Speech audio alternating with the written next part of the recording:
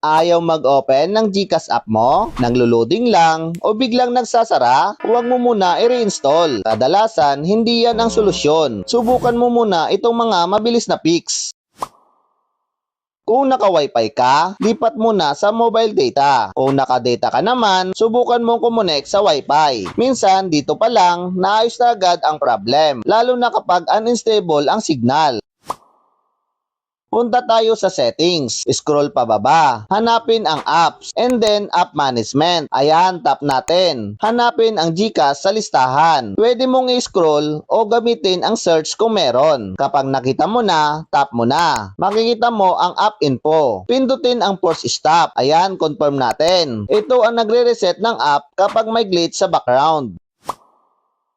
Dito pa rin tayo sa app info ng GCash. Pindutin ang storage. Makikita mo dito ang clear cache. Sandali lang. Hindi ito nabubura ang account mo. Hindi nawawala ang laman ng GCash mo. Temporary files lang ang tinatanggal nito. Sige, tap natin ang clear cache. Ayan, tapos na. Pero huwag mo muna natin buksan agad ang GCash. May isa pa tayong importanteng gagawin. I-restart mo muna ang phone mo. Hold mo lang ang power button, tap restart. Ito yung madalas nakakaligtaan pero isa sa pinaka-effective na fix. Buksan ang Play Store o App Store. Search mo ang GCash. Check mo kung may update. Kung meron, i-update mo muna. Minsan, outdated lang ang app kaya ayaw mag-open.